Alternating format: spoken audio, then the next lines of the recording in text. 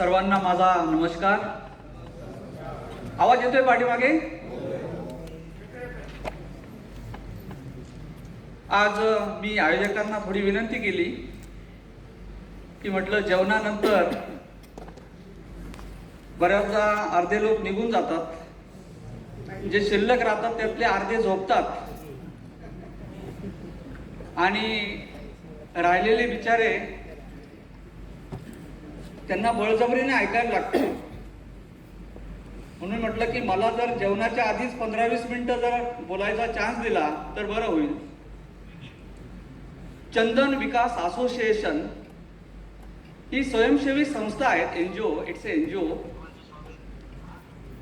आणि त्यांच्या माध्यमातून चंदनावरती आज 1 दिवसाचा सेमिनार या ठिकाणी होतो आहे. या कार्यक्रमासाठी ज्यांचं मोठं कार्य राहिलेलं आहे, जे चंदनामध्ये आपण त्यांना चंदन महर्षी म्हणूया, आनंदजी पद्मनाभन, त्यांनी काही तप त्या विषयासाठी, त्या झाडासाठी दिलेली आहेत. त्यांचं मार्गदर्शन आपण ऐकलेलं आहे. त्यानंतर ज्यांना आपण चंदनामध्ये किंवा या क्षेत्रामध्ये ऋषी म्हणूया, डॉक्टर राठोड सर, हे फॉर्मर डायरेक्टर आहेत, ॲप्रिलमध्ये राहिलेले आहेत. त्यांचंही मार्गदर्शन आपण ऐकलेलं आहे. चंदन महर्षी, चंदन ऋषी आणि चंदन प्रिय कांगरे साहेबांचं आपण थोडं मार्गदर्शन ऐकलेलं आहे. मी थोडं फॉरेस्ट विषयी, फॉरेस्ट डिपार्टमेंट विषयी, त्या विषयाचा प्राध्यापक 8 वर्ष राहिलेलो आहे फॉरेस्टचा, त्यामुळे तेही शेवटी तुमच्याशी बोलणार आहेत की शेतकऱ्यांसाठी आपल्याला काय करावं लागेल. पण चंदन प्रिय भांगरे साहेब, ज्यांना आपण आजपासून, नुकताच एक गांधीनगरमध्ये कार्यक्रम झालेला आहे आयुष मंत्रालयाच्या वतीने, global innovation and investment summit गुजरातमध्ये झालेले आहे, गांधीनगरमध्ये, आणि जगातलं ट्रॅडिशनल मेडिसिनचं सेंटर हे भारतामध्ये आलेलं आहे, जामनगरमध्ये. त्याचंही इनॉग्रेशन आदरणीय पंतप्रधानांच्या हस्ते झालेलं आहे. त्या ठिकाणी ज्यांचं कार्य, WHO जे डायरेक्टर आहेत, त्यांचं कार्य बघून आणि भारतावरचं प्रेम बघून आदरणीय पंतप्रधानांनी त्यांना तुळशीभाई ही उपाधी दिलेली आहे. आणि भारतासाठीचे त्यांच्याकडून आपल्याला WHO बरोबर चंदन सुद्धा आपल्याला WHO पर्यंत पोहोचावं लागणार आहेत. अशी तुळशीभाई, पण आजच्या कार्यक्रमाच्या निमित्ताने ज्यांचं नामकरण आपण करूया, चंदनश्री. कोण?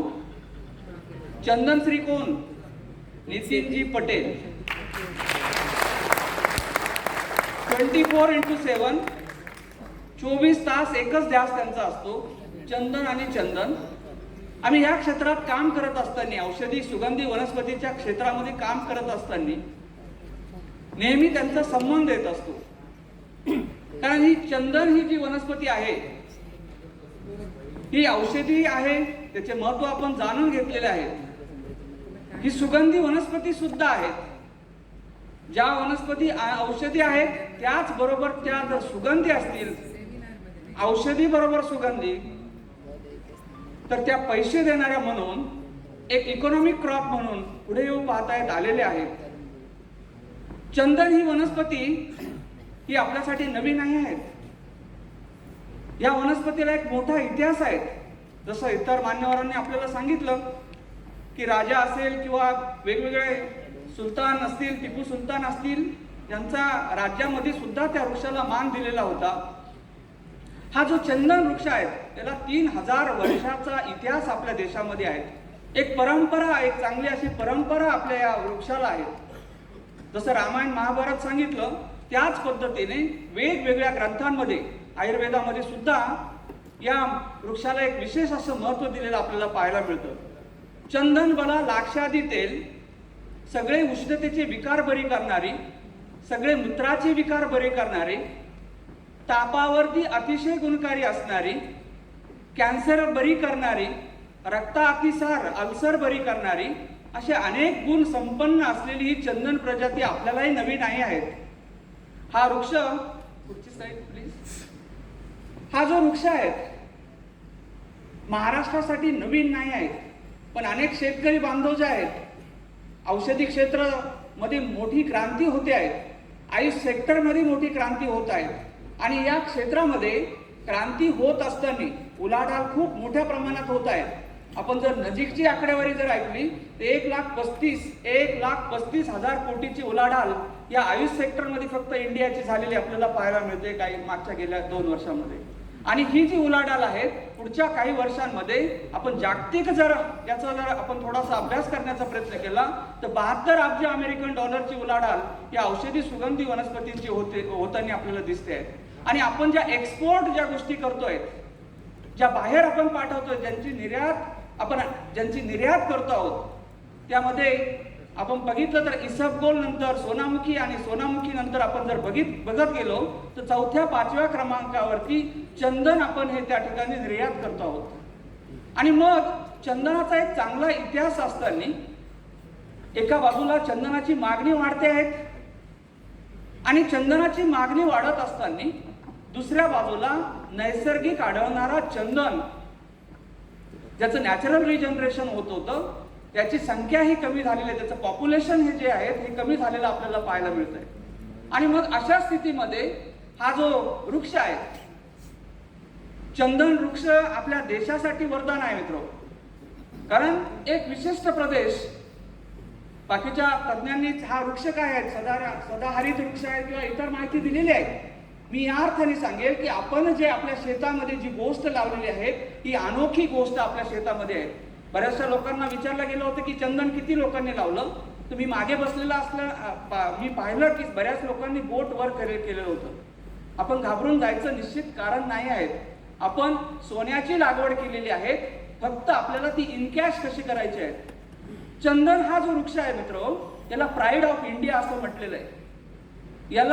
या वृक्षाला तज्ञांनी आपल्याला सांगितलंय हा परपोषी वृक्ष आहे, त्याच्यामुळे याला डॉलर अर्निंग पॅरासाइट असंही म्हटलेलं आहे. Dollar earning parasite. त्याचं महत्व 1792ला लोकांना कळलेलं होतं, जे बाहेरून आपल्या देशामध्ये आले आणि त्यांना या वृक्षाचं महत्व केलं. त्यांनी रॉयल ट्री नावाने या वृक्षाला त्या ठिकाणी संबोधित केलेलं होतं. Royal tree, dollar earning parasite, pride of India ही नावं देण्यामागे आपल्याला ही नावं असून चालणार नाहीत. त्याचं रूपांतर आपल्याला निश्चितपणे डॉलरमध्ये त्या वृक्षाची लागवड करून या वृक्षाच्या जे हार्डवूड आहे, गाभ्याचं लाकूड आहे, ज्याचं महत्व जागतिक स्तरावर मोठ्या प्रमाणात आहे, त्याची निर्यात निश्चितपणे आपली ही कमी मागच्या काही वर्षांमध्ये कमी झालेली पाहायला मिळते. कारण नैसर्गिकरित्या आढळणारा चोरी छुपी हे निर्यात होणारा हा चंदन कमी झाल्या कारणाने आपली निर्यात कमी झाल्यामुळे ऑस्ट्रेलियाचा चंदन हा मोठ्या प्रमाणात त्या ठिकाणी निर्यात होताना आपल्याला दिसतोय. पण मित्र हो, आपला जो चंदन आहे जगामध्ये काही आमचे तज्ञ मार्गदर्शकांनी सांगितलं की 18 प्रजाती, त्याच्या आपल्याला जाती आणि उपजाती जर बघितल्या तर 19 उपजाती या आपल्याला जगामध्ये पाहायला मिळतात. त्यापैकी सॅन्टलम अल्बम म्हणजे आपण लावलेलं श्वेतचंदन, आपण लावलेलं प्राईड ऑफ इंडिया, आपण लावलेलं पॅरासाइट डॉलर अर्निंग पॅरासाइट, आपण लावलेलं रॉयल ट्री हा फक्त आणि फक्त भारत आणि आपण जर बघितलं लेसर सुंदा किंवा वेस्टर्न ऑस्ट्रेलियापर्यंत त्याचं डिस्ट्रीब्युशन, याला आम्ही मराठीमध्ये प्रदेशनिष्ठ असं म्हणतो, इंग्लिशमध्ये आम्ही याला एंडेमिक असं म्हणतो. याचं डिस्ट्रीब्युशन जगामध्ये एका विशिष्ट प्रदेशात असल्यामुळे कितीही धडपड बाकी देशांनी केली तरी आपल्यासारखं चंदन उत्पादन, आपल्यासारखं हार्डवूड डेव्हलपमेंट, आपल्यासारखं सॅन्टॉल कंटेंट, अल्फा आणि बीटा सॅन्टॉल कंटेंट, आपल्यासारखे टर्पेनाइड कंपाऊंड त्या लाकडामध्ये इतर देशामध्ये येणार नाहीत. आपण ऑस्ट्रेलिया आपल्याबरोबर कॉम्पिटिशन करतायत. ऑस्ट्रेलियामध्ये मिळणारी सॅन्टलम स्पिकॅटम ही जी प्रजाती आहे, सॅन्टलम स्पिकॅटम ही प्रजाती ऑस्ट्रेलियामध्ये मोठ्या प्रमाणात लागवड करतायत. परंतु आपला जो चंदन आहे सॅन्टलम अल्बम आपल्या देशातून येऊन तिथेही प्रयत्न केला गेला आहे लागवडीचा, परंतु ही स्पिकॅटम जी प्रजाती आहेत हिच्यामध्ये तेलाचं जर प्रमाण बघितलं आपल्याकडे जर 0.9% असेल तर 0.1% या स्पिकॅटम मध्ये मिळतं. म्हणून तेलाचं प्रमाण असेल त्यातले कंटेंट जे आहेत किंवा त्याचे जे औषधी गुण आहेत किंवा त्याच्यामधून मिळणारे आपल्याला जे इसेन्शियल ऑइल्स आहेत. दुसरं वैशिष्ट्य या चंदनाच्या झाडाचं, या झाडाला जगामध्ये क्वीन ऑफ इसेन्शियल ऑइल असं म्हटलेलं आहे मित्रांनो. आणि म्हणून याचं महत्व जे आहे ते कमी होणार नाही. पुण्यासारख्या ठिकाणी आज आपण राहतो आहोत. आपल्याला कदाचित आपण गुगलला टाकून बघा, ओबेसिटी हा डिसीज मोठ्या प्रमाणात वाढत आहे. 1 ml बाजारामध्ये उपलब्ध झाले चंदनाचं ऑइल, त्याच्याबरोबर एक स्टिक दिलेली आहे. ती स्टिक त्या तेलामध्ये बुडवायची, कोमट पाण्यामध्ये ती फिरवायची आणि ते पाणी प्यायचं. ओबेसिटी कमी होते हे सिद्ध झालेलं आहे. आणि बाजारामध्ये 2000 ml पुण्यासारख्या ठिकाणी 2500 रुपये ml हे तेल उपलब्ध झालेलं आहे. याचं महत्व हे खूप मोठं आहे आणि हे महत्व याचं वाढत असल्या कारणाने चंदनाची लागवड आपण केलेली आहे, आपण करणार आहोत आणि निश्चित ती फलदायी आपल्यासाठी होणार आहे. ही परपोषी वनस्पती आहे आणि चंदन ही जी वनस्पती आहे, आदरणीय मान्यवरांनी आपल्याला सांगितलेच आहे, याची लागवड करताना आपण जमिनीची निवड, त्याचं अंतर, त्याच्या पुढच्या गोष्टी आपण ही परपोषी वनस्पती असल्या कारणाने याला आधार वृक्षाची गरज असते आणि आधार वृक्ष आपण रोपवाटिकेत वेगळ्या पद्धतीने देणं आवश्यक आहे. आपण लागवड झाल्यानंतर पुढच्या 3, 4, 5 वर्षासाठीची सोय करणं, त्यासाठी प्रायमरी होस्ट, सेकंडरी होस्ट किंवा ज्याला इंटरमिडिएट होस्ट किंवा आपल्याला पुढचे काही वर्ष त्याच झाडाबरोबर राहणारा वृक्ष असे टर्शरी होस्ट अशा पद्धतीचे आपल्याला नियोजन त्या ठिकाणी तज्ज्ञांनी आपल्याला सांगितलं आहे. आणि म्हणून आमच्या अनुभवातून असंही दिसून आलंय, जसं लाजाळू आपल्याला सांगितलं, लाजाळूची लागवड करा किंवा मराठीमध्ये ज्याला अल्टरनेट थेरा, ज्याला मराठीत रेसिन काटा, लाल पानाचा रेसिन काटा जो आहे त्याचा नर्सरीमध्ये होस्ट म्हणून लागवड केली जाते. बऱ्याचदा तुरीची लागवड केली जाते. पण याचबरोबर आमच्या अभ्यासातून आम्हाला असे दिसून आलंय, लाल माठ जर आपण त्याला प्रायमरी होस्ट म्हणून जर दिला, इथे मी लाल माठाचं चित्र दाखवले, जे कापलेलं आहे मी, त्याच्यामध्ये मला रोपांची वाढ ही समाधानकारक आढळून आलेली.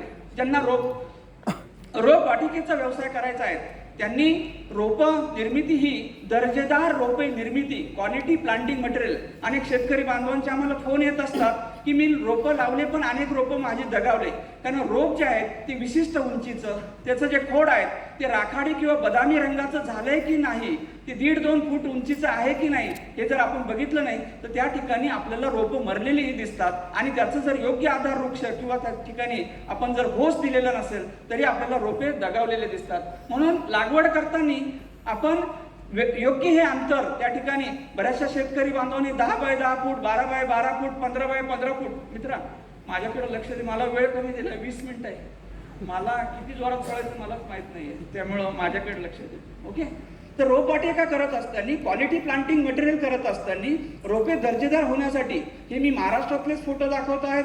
या पुण्यासारख्या ठिकाणी आपण रोपं करतो आहोत, कृषी विद्यापीठ दापोली या ठिकाणी रोपं करतो आहोत, त्या ठिकाणचे मी फोटो दाखवत आहे. काही जे फोटो आहेत आपल्या शेतकऱ्यांच्या बांधावरचे काही फोटो मी तुम्हाला दाखवत आहे. परंतु रोपे निर्मिती आपल्यापैकी बऱ्याचदा रोपांमध्ये या क्षेत्रामध्ये संधी खूप मोठ्या आहे. 72 अब्ज अमेरिकन डॉलरची उलाढाल होते.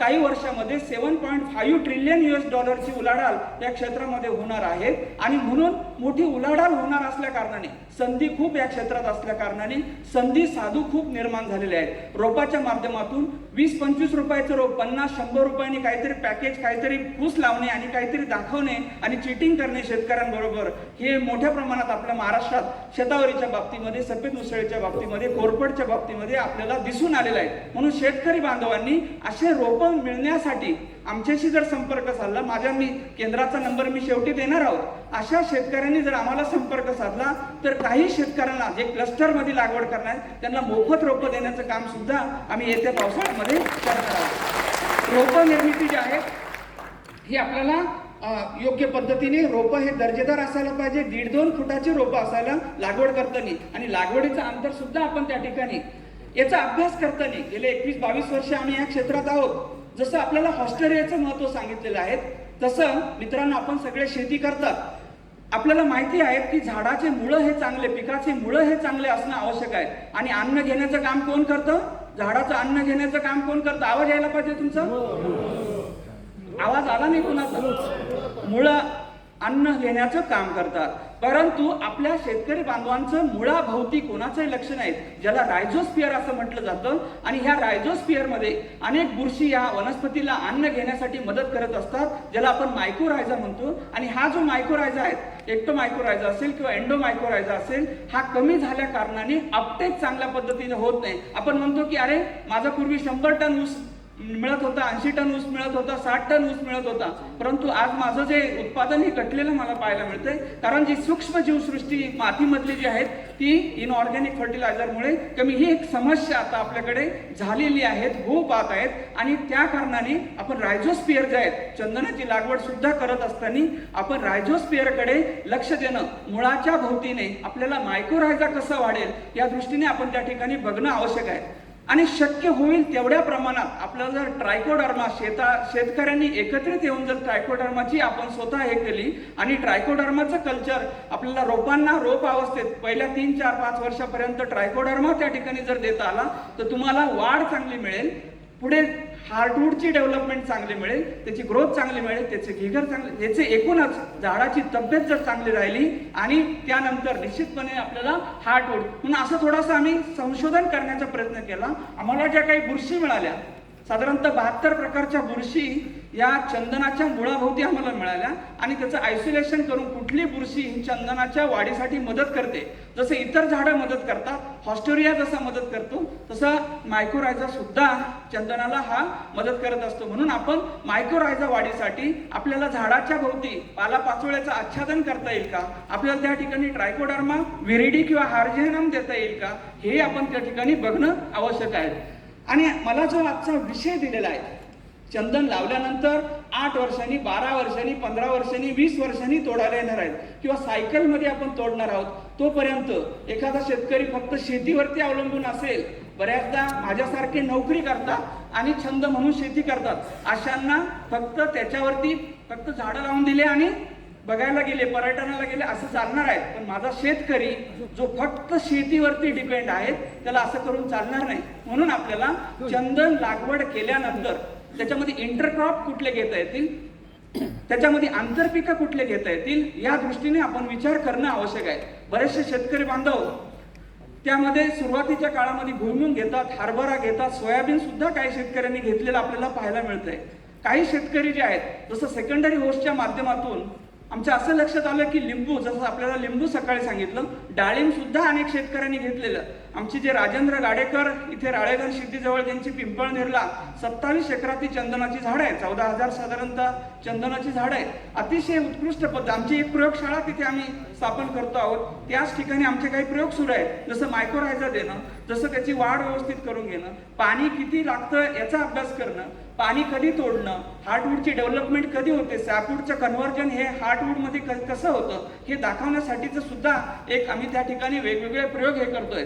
या ठिकाणी हा जो फोटो आहे हा चंदनाचा फोटो नाही आहे शेतकरी मित्रांनो, हा आवळ्यामध्ये या ठिकाणी तुम्हाला कोरफड लावलेली दिसते. आपण जर एकच पीक पद्धतीचा, आपली जी शेती आज आपली फसते आहे ती एक पीक पद्धतीचा आपण, जसं मी रासायनिक खतांचा अतिवापर हे जे एक कारण सांगितलं, तसं एक पद्धतीचा आपण अवलंब केला त्यानंतर आपली कुठेतरी फसगत झालेली आपल्याला पाहायला मिळते. द्राक्ष 10 एकर जमीन असेल तर 10 एकर द्राक्ष, आणि त्या ठिकाणी वादळ झालं, पाऊस झाला, पूर्ण पीक त्या ठिकाणी काहीतरी क्रॅकिंग होऊन जातं, काहीतरी फंगस येतं, कांदा काढलाय, पाऊस पडला, कांदा सोडून गेला, आपली त्याच ठिकाणी. म्हणून आपल्या बांधावरती शेतामध्ये योग्य अंतराने फळझाडं असतील, औषधी झाडं असतील तर निश्चितपणे आपल्याला अल्टरनेटिव्ह क्रॉप आणि अशा पद्धतीचं इनोव्हेटिव्ह फार्मिंग आपल्याला करणं गरजेचं आहे. आपल्याला अशा पद्धतीचं ॲग्रो फॉरेस्ट्री मॉड्यूल डेव्हलप करणं गरजेचं आहे. 2014 नंतर ॲग्रो फॉरेस्ट्री हे जे आहेत या क्षेत्रामध्ये वेगवेगळ्या त्या ठिकाणी लोकांमध्ये जनजागृतीसाठी उपक्रम हाती घेतलेले आहे. म्हणून ॲग्रो फॉरेस्ट्री मॉडेल जोपर्यंत आपण शेतावरती करत नाही तोपर्यंत शेती ही फायदेशीर होणार नाही. म्हणून आपल्याला झाडं लावणं आणि त्याच्यामध्ये चंदन लावणे आणि चंदनामध्ये आंतरपीक. त्या ठिकाणी आपण बघतोय की बॅरन लँड होता, डोंगर होता, पारनेर मधलं पिंपळनेर हे गाव, आणि त्या ठिकाणी प्लॅनिंग करून आपण चंदनाची लागवड, त्यामध्ये इंटरक्रॉप जे आहेत आपण फळझाडं सुरुवातीच्या काळामध्ये घेतले. आता आपण हे 6व्या वर्षापर्यंत त्या ठिकाणी सीताफळची लागवड केलेली आहे आणि त्याकडून आपण शिफ्ट होतोय. अनेक या क्षेत्रामध्ये काम करत असताना चोरांचा सुद्धा संबंध येतो, जसं चांगल्या अधिकाऱ्यांचा संबंध येतो तसा चोरांचा सुद्धा. रिसेंटली चतुर्शृंगी पोलीस स्टेशन पुण्याचंच आहे, त्यांची चोरी पकडलेला माल माझ्याकडे ऑथेंटिफिकेशनसाठी आलेला आहे आणि मग त्या चोरांशी जरा संवाद साधण्याचा प्रयत्न केला तर त्यांच्याकडून कळालं की कडुनिंबाजवळ, बाभळीच्या झाडाजवळचं किंवा वेडी बाभळी जवळचं जर चंदन असेल तर आम्हाला हार्टवूड हे जास्त मिळतं. तुमचा कुणाचा काय अनुभव आहे यापैकी?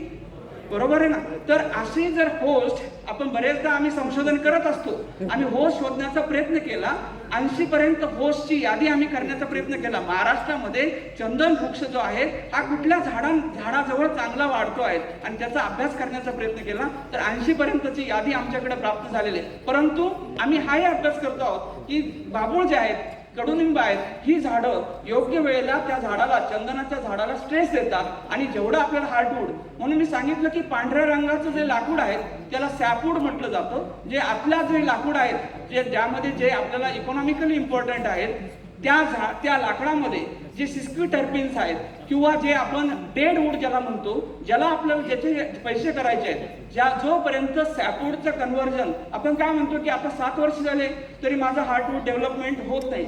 मित्रांनो, ही एक कॉम्प्लेक्स हे आहे की पांढऱ्या लाकडाचं रूपांतर लाल लाकडामध्ये किंवा काळ्या लाकडामध्ये होणं, ज्याला ही एक कॉम्प्लेक्स मेथड आहे. आणि ही कॉम्प्लेक्स मेथड होत असताना जे त्याच्यामध्ये आपल्याला वेगवेगळ्या ज्या पेशी असतात, त्या पेशींचं कन्व्हर्जन, त्यामध्ये रेज असतात, अन्न घेऊन जाणारे, मध्यभागी जे अन्न घेऊन जाणारे रेज असतात, ते रेज जे आहेत ते मरतात आणि त्या ठिकाणी एसेन्शियल ऑइल भरतं आणि त्यावेळेला आपल्याला कलर बदल झालेला अनेक गोष्टी त्यामध्ये आहेत. एक कॉम्प्लेक्स आहेत. कुणाला यामध्ये आणखी माहिती जाणून घ्यायची असेल तर तुम्ही निश्चितपणे आमच्या प्रयोगशाळेला तुम्ही नंतर भेट देऊ शकता. मला जो विषय दिलेला आहे, चंदनामध्ये आंतरपीक आपल्याला काय घेता येईल, कारण आपल्याला चंदन लावून 8, 10, 12 वर्ष, 15 वर्ष आपल्याला काही त्यामधून तोपर्यंत आपल्याला सांभाळण्यासाठी, त्याचं आपल्याला व्यवस्थापन करण्यासाठी, आपल्याला जगण्यासाठी पैसे पाहिजे. आणि म्हणून आपल्याला अनेक गोष्टी या चंदनामध्ये आंतरपीक म्हणून घेता येणं शक्य आहे. आयुर्वेदिक शेती करत असताना किंवा औषधी वनस्पतींची शेती करत असताना आज आपण बघतो आहोत की आयुर्वेदिक औषधं, मी मगाशीच सांगितलं तुम्हाला, 1,35,000 कोटी ही छोटी संख्या नाही, हे अमाऊंट लहान नाही आहे.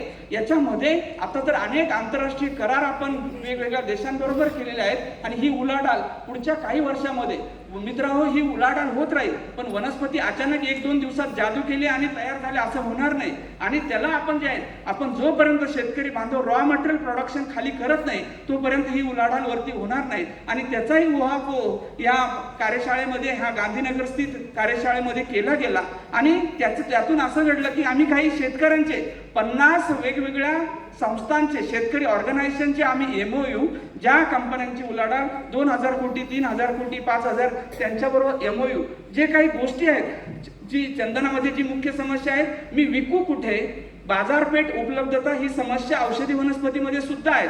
किंवा चंदन लागवड करताना सुद्धा आपल्याला आणखी दुसरी समस्या जी आहे, रोपे उपलब्धता. आणि रोपे उपलब्धता ही मोठी समस्या आहे. या मुख्य 2 जर समस्या सोडल्या तर बाकी आमचा शेतकरी जो आहे हा स्वतः शास्त्रज्ञ आहे. त्याची लागवड कशी करायची, त्याचं उत्पादन कसं घ्यायचं, त्याची वाढ चांगली कशी करून घ्यायचं, त्याचं ट्रेनिंग प्रूनिंग कसं करायचं, त्याचं गाभ्याचं लाकूड कसं वाढवायचं, यासाठी माझा शेतकरी तज्ञ आहे. आणि त्यामुळं हे औषधी वनस्पतीचं क्षेत्र हे खूप मोठ्या प्रमाणात वाढतंय. चंदन ही औषधी आहेत, पण याबरोबर इतर वनस्पती, मी याविषयी तुम्हाला सांगितलंच आहे, इंटरनॅशनल ट्रेड हा खूप वाढतोय. आणि 7,200 वनस्पतींनी संपन्न असलेला प्रदेश, त्यातली चंदन एक प्रजाती, आणि म्हणून संपन्न समृद्ध असलेला आपला भारत देश. परंतु आपली आंतरराष्ट्रीय उलाढाल ही 1% कमी आपल्याला पाहायला मिळते. ती उलाढाल कशी वाढेल यासाठी राष्ट्रीय स्तरावरती प्रयत्न हे केले जात आहेत. मग आपल्याला ही शेती करत असताना, चंदनाची शेती आपल्या डोळ्यासमोर मुख्य शेती आहे चंदन, पण त्यामध्ये आपण आंतरपीक काय घेऊ शकतो, त्या भागानुसार अनेक तण आपल्या शेतामध्ये आपल्याला पाहायला मिळतात. यातल्या अनेक वनस्पती ज्या आहेत आपल्याकडे तण म्हणून पाहायला मिळतात. त्याच वनस्पतीची मला कमर्शियल लागवड करता येईल का? नावाची वनस्पती आपल्या शेतामध्ये तण म्हणून असते. बऱ्याचदा आपल्या शेतामध्ये माका नावाची वनस्पती तण म्हणून असते. भुईआवळी वनस्पती तण म्हणून आपल्या शेतामध्ये असते. अशा वनस्पतींची आपल्याला शेती करता येईल का? आणि त्याचं पूर्ण आपल्याला शास्त्रीय ज्ञान आमच्या केंद्राकडून घेता येईल का? त्याचं मार्केटिंगची लिंक आमच्याकडून करून घेता येईल का? म्हणजे मार्केटिंग लिंक अशा पद्धतीची की जो घेणारा आणि देणारा यांच्या सह्या आमच्या कार्यालयात होतील का, या दृष्टीने. कारण फसवणूक ह्या सुद्धा क्षेत्रात मोठ्या प्रमाणात होताना आपल्याला, म्हणून अशा ज्या औषधी वनस्पती ज्या नॅचरली आपल्या प्रदेशात आढळतात, ज्या ठिकाणी अतिशय पाण्याचं दुर्भिक्ष आहे, कमी पाऊस आहेत त्या ठिकाणच्या वनस्पती खूप त्यांची मागणी जी आहे, जसं मी तुम्हाला आपल्याकडे सराटा मिळतो, गोखरू नावाची वनस्पती मिळते, किंवा आपल्याकडे काही मावळातले लोक किंवा अकोले राजूर भंडारदरा या ठिकाणी रानवांगी नावाची वनस्पती, जिला संस्कृतमध्ये बृहती असं म्हटलं जातं, अशा या वनस्पतींची मागणी जी आहे 1000 metric ton, 2000 metric ton, 5000 metric ton अशा पद्धतीचे आपल्याला पाहायला मिळते. म्हणून या वनस्पतींचे आंतरपीक म्हणून सुरुवातीच्या काळामध्ये सफेद मुसळी सुद्धा आपण चांगल्या पद्धतीने आंतरपीक म्हणून घेऊ शकतो. काळी मुसळी आपण त्या ठिकाणी आंतरपीक म्हणून घेऊ शकतो. ज्या ठिकाणी अतिशय पाण्याचं दुर्भिक्ष आहे, आपल्या महाराष्ट्रात अश्वगंधा खूप चांगल्या पद्धतीने असा मागच्या वर्षीचा आमचा अनुभव राहिलेला आहे. अशाही पिकाची काळमेघ ही जी वनस्पती आहे तिची लागवड आपण आपल्या चंदनामध्ये आंतरपीक म्हणून करून घेऊ शकतो. अशा ज्या अनेक वनस्पती आहे, तुळशीची शेती उत्तम आपण चंदनामध्ये आंतरपीक म्हणून करू शकतो. अनेक या तुळशी ज्या आहेत, सगळ्या तुळशींची मागणी खूप मोठ्या प्रमाणात आहे. त्याची फक्त आपल्याला त्याचंही मार्केट, जसं चंदनाचं मार्केट आपल्या शेतकरी बांधवांना माहीत नाही आहे, म्हणून आपण त्यासाठी सुद्धा प्रयत्न करतो. त्याची यादी आपण एक तयार करून शेतकऱ्यांना कशी पाठवायची, ट्रेडर्सने किंवा ट्रेडर्स किंवा जे बायर्स असतात ते शेतकऱ्यांना डायरेक्ट त्या ठिकाणी हे देत नाही, की एखादा शेतकरी म्हटला की माझ्याकडे 5 टन 10 टन हे मटेरियल उपलब्ध आहेत. अशा वेळेला आम्ही मध्यस्थी करून हे शेतकरी आमच्या ओळखीचं आहे, माल चांगला आहे, त्याची क्वालिटी चांगली आहे, अशा पद्धतीचं लिंकेज करून द्यायचं काम ह्या ज्या वनस्पती आहेत या सुंदर पद्धतीने चंदनामध्ये येतात असं आम्हाला दिसून आलेलं आहे. अनंतमूळ ही जी वनस्पती आहे नेहमी 600 रुपये किलोनी विकल्या जाणारी ही जी वनस्पती आहे, नेहमी 600-700 कॅन्सरमध्ये 5 मिनिटं सर, मला किती 20 मिनिटं दिलेली होती ना, 5 मिनिटात कन्क्लूड करतो. I am going to conclude within 5 minutes.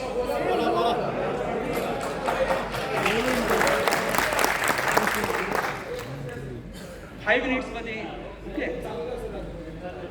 तर आपण या ज्या ही जी चंदन आहेत या चंदनामध्ये या औषधी वनस्पतींचं आंतरपीक जे आहे, मी थोडीशी यादी महाराष्ट्राच्या दृष्टीने करण्याचा या ठिकाणी प्रयत्न केलेला आहे. जसं सकाळी आपल्याला सांगितलं की टर्शरी होस्ट म्हणून शिवणची जर लागवड केली, मित्र चंदन ही बहुउद्देशीय वनस्पती आहे, हे आपण समजून घेणं आवश्यक आहे. किती लोकांनी चंदनाचा पाला बकऱ्यांना खाऊ घातलाय तुमच्यापैकी? खातात बकऱ्या? खात नाही. माझा अनुभव मी खाऊ घातलेला आहे. बकऱ्या ह्या आनंदाने खातात. तुमच्या बकऱ्या मला माहित नाही कुठल्या जातीच्या आहे. माझ्या बकऱ्या मी लहानपणी खाऊ घातलेला आहे. तर चंदन ही जशी बहुउद्देशीय वनस्पती आहे, इथे फोडाचे साल, इथे बी, इथे फळ, मैना लंगूर किंवा मैना, आपली जी मैना असते, मैना पक्षी आवडीने याचे फळं खातात आणि अनेक पक्षी या चंदनाकडे येत असतात. जसं पर्यावरणासाठी सुद्धा ही वनस्पती चांगली आहे, तशी ही जी वनस्पती आहे यामध्ये जर आपण अशा बहुउद्देशीय वनस्पतींची लागवड केली, जसं शिवण सांगितलं आपल्याला, शिवण याला व्हाईट टीक म्हटलेलं आहे मित्र. चंदनाबरोबर शिवणची जर लागवड केली आणि याची पानं, आपण देशी गोपालन सगळे लोक करायला लागलेले, आणि काय घालतो, सायलेज खाऊ घालतोय, याने गोपालन होणार नाही, देशी गोपालन तर नक्कीच होणार नाही, म्हणून झाडं लावावं लागणार आहे. चंदनामध्ये जर आपल्याला असा न लावता आला, त्या ठिकाणी आपल्याला शिवण लावता आले, याचे पानं आपल्याला, या वनस्पतींचे पानं चांगलं, याचं लाकूड वापरलं जातं, याचे मुळं वापरले जातात, शिवणीचं सुद्धा दशमुळामध्ये मुळं वापरले जातात. म्हणून हे ज्या वनस्पती मी काही सिलेक्ट केलेल्या आहेत, काही ज्या आहेत 4 महिन्यामध्ये आपल्याला उत्पादन देणार आहेत. काडेचिराई सारखी वनस्पती 4 महिन्यात उत्पादन देते. अश्वगंधा वनस्पती 120 ते 150 दिवसामध्ये वनस्पती आपल्याला उत्पादन देते. त्यासाठी ज्या व्हरायटी आहेत, आनंद एक असेल, पोषिता असेल, नागोरी असेल, ह्या व्हरायटी ज्या आहेत, ज्या व्हरायटींचे मुळं बाजारात विकतात अशा व्हरायटीचे, आनंदमूळ असेल, सर्पगंधा ही वनस्पती, हिला wonder drug of 21st century म्हटलं जातं.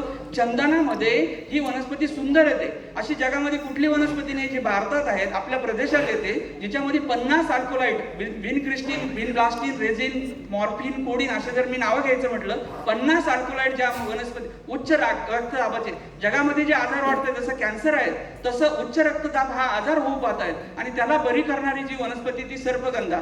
याची शेती 5-10 शेतकऱ्यांनी जर एकत्रित आले, आजूबाजूच्या त्या तालुक्यातील असतील, तर अशा शेतकऱ्यांना रोपं आपल्याला द्यायचे, त्यांच्याकडून करून घ्यायचे, आणि असे रोपं जे आहेत हँडलिंग चार्जेस 2 रुपये घे, कारण फुकट दिलं आपल्याकडे, जेवण जरी फुकट असेल तर अर्ध वाया घालतो, म्हणून आपण 2 रुपये हँडलिंग चार्जेस, रोपं आपण मोफत देणार आहोत, हँडलिंग चार्जेस 2 रुपये घेणार आहोत. आणि असे रोपं तुम्ही आज जर आमच्याकडे बुक करून ठेवले तर तेही तुम्हाला पावसाळ्यामध्ये उपलब्ध करून देण्याचं काम. परंतु ही जी वनस्पती आहे आपल्याला 18 ते 24 महिने आपल्या शेतामध्ये ठेवायचे, चंदनामध्ये ठेवायचे आहेत, आणि हिचे जे मुळं आहेत आपण साधारणतः 18 महिन्यानंतर काढल्यानंतर 5 क्विंटल मुळं वाळलेली 5 क्विंटल मुळं मिळतात. मी कमीत कमी आपल्याला सांगतोय, कारण शेतकऱ्यांना जास्त सांगून मला चालणार नाही.